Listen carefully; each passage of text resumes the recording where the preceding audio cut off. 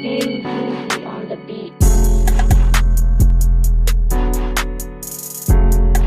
Ebusianfo higher classified show base and then no first time I be like a video no share no subscribe am I Okomfuor Kwadee ehun sensem da so a koso ene penalties for abebe cheche nsimnimu Sarkodie nso aba address one Shatawale issue bibi ekoso highway no aha ana onsa ebeka like video ne share ne subscribe am Okomfuor Kwadee den eye no Nsembe nso na ekoso na brabo yenko tie de mpanifo eka na intro so like video no share na subscribe aha classified show base to make me nyontu be yamba radio so be kan nipa ho asem ene yi sa me nka sa enima no but when no be national issue a amanfo di ho abobo but say why kro nani ni ma me kra etete yeah ne ka say the industry should help him should help industry no him fa o se wonu mu wi eno na ka me ka so onu iwi we no yen EW ewe no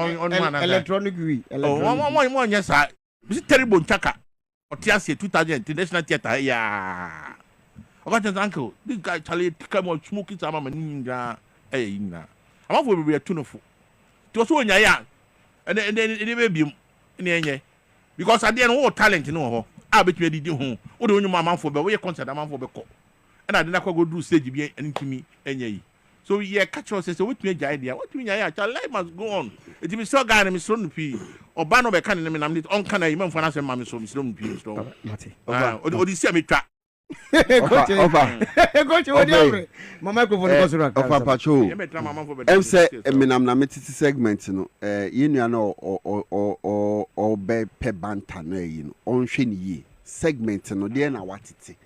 You don't come attack. No. You don't come. Say last week Freddie must say. No. Coach say he come attacking. Last week or be attacking. This week or be attacking. That's Omuntie Rosebeck. Rosebeck on concern or no. Asemi ko onim kra onim the SEO. What they a fan of Sumano abedi concern. No. So. Adaye kan ojabasem onim ojaba no pukra. Wati ojabasem no abeka bi no okọ. So enti oya ajisasa oni e babe obe banta media ne woni ma obia on problem. I said it last week. Ultimi koka say who is that industry you are addressing? Say enko Kwadee who is that industry you are addressing? Me ana of ajima ne problem so no enko solve Kwadee problem ana. No say one kodi akire wan ja wo problem no. An kodi Kwadee ati na Kwadee wu a. Na mo kan wasem bo no nyuma ne sama ne muni. Wa he de oka.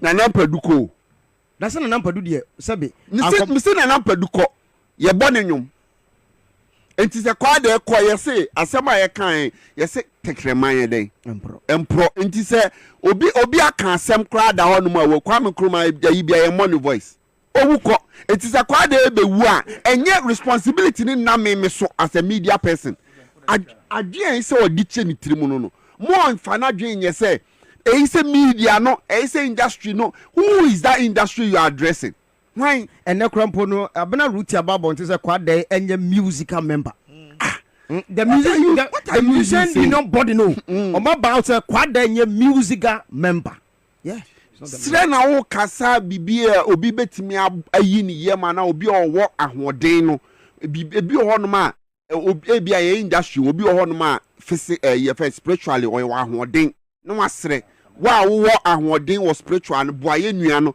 obi a wo sika mu do ana wo sika bia betim dia boan aya de srede enye command. You don't come on radio to command us and also boy dua okay say ye koya ade say enye sa na say owu a ne ye kan na ho asama ne sama ne ye ni hwe oye ne nsa say ekofo ama kofo aduru anomawu omusama ntimi nyo omuhwe masa jai do cheche kwame una watna enoma fo okrum on se u ko noma fo okrum a u ko ayentiti prebuo fanko asemu ya brantie kan yentase no besene kunya ban obanyansafo mu ana yen rubbishing are you sure? Yeah, rubbishing. Wow. And Timmy tell na me catch you say me last week I wasn't here, right? Yes, sure. In some yes uncle from come about them. Okay. Yeah, I'm on topic for discussion. Sure. But one day, it drew Senior Kamasema, I can mention, say, assume a seaway, Yankopon, a free show, a begino, a free week, because maybe who know, we Dakar, no more, no. And yet we Rosso, you can read them, Dakar. On African way box be now on my year at. Na media me de go hu wi Dakar, say, okay, onye main man. And now, una one be pain. No, be patch of me no be that. Many omo manom and nante, but me man numbi. Because me no tell me, tell me was sinus. Obi or sinus be no smoke and yam. Okay, all right. What I say, it's media. I never tempted those things. What I say, but I can testify. Say, and not back on come make because Brian pa because I mean a bed Jimmy. Yes, sank my bottom. What I say, it is a young call. Tonight be more and her be more, and you see the videos of Kwadee. How be because you see Kwadee talent no one a bad chance and and also media no and not what born you are promoting any or your media person. Yanko Fanny and Sunny Yare, Yanko Fan and Sunny Yarena as a Kwadee who and a Samai, and you had a Kwadee or a Bushini. Or your media maker said Kwadee was not a media person or your music person. You see, the media is different from the music. Okay, showbiz industry. Showbiz, yeah, boy, musicians, among ye hit makers.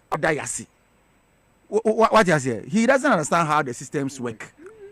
And as I see, I can't be free bano. I yank music and no music as well. Is not almost one member of musicians. Because for you to belong to a certain way, association, there are some regulations that I was say would do so. It be for some time near Kwadee a yari be a member, and most musicians, it is on to no book. Now, see, baby, a drunu a humo brobina a bit me up Kwadee. More man for the about now. Where is it? Just a Yabona in one. I know, sorry, I know about Bodia. We mean you crying, can you? What I say, Coach, I told you if I coach any other, but to him. Honor of Kwadee on na kan pese me ka me ye ade kakra bi ma no. Okay.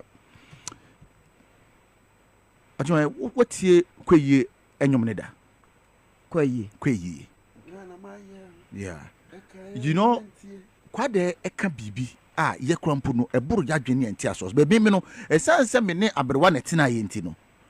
Na oka sa story ni kire me no I'm able to connect it.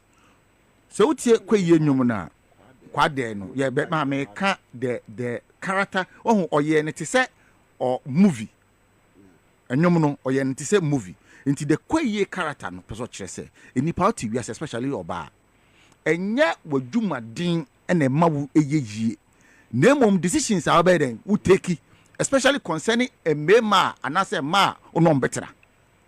Now that is very deep because sometimes you feel say hard work na many pay ye and I say nyame kopon hira na many pay ye what I say but enye no and oka a character called Kwadee now or a very hard working woman but or problem say they be an choose wrong men and no betra.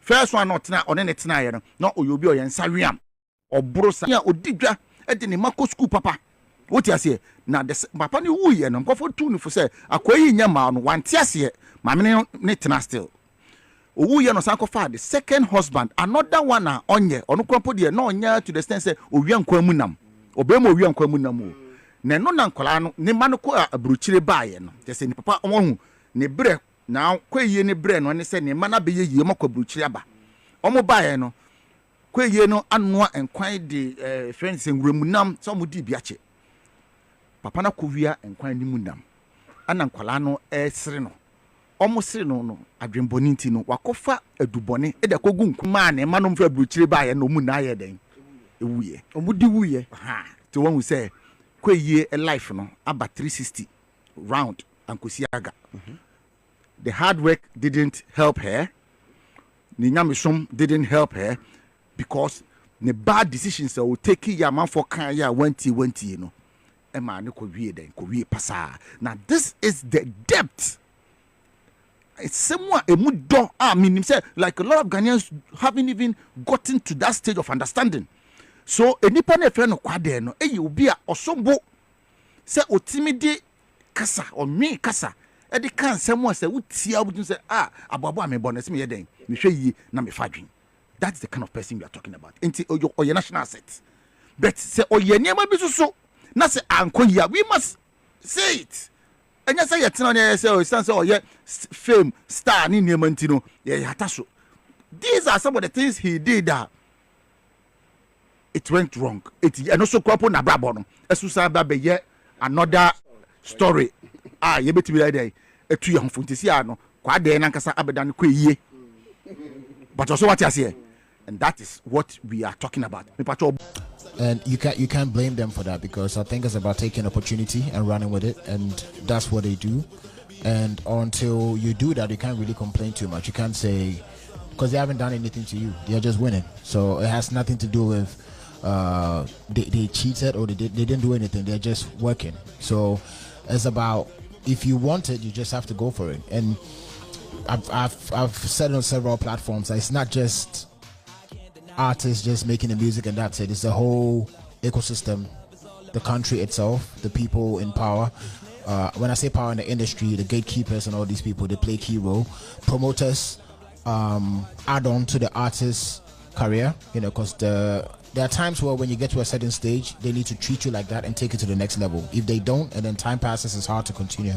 And they have all these things, and it's just a typical Nigerian energy. And if you can beat them, you just join. Until you're ready to take the baton and run, you can't really complain. But as of now, it's very obvious they are the ones opening the doors for Africa. I like when you said when you can beat them, join them. Yes. So how can we join them in terms of? We're already joining.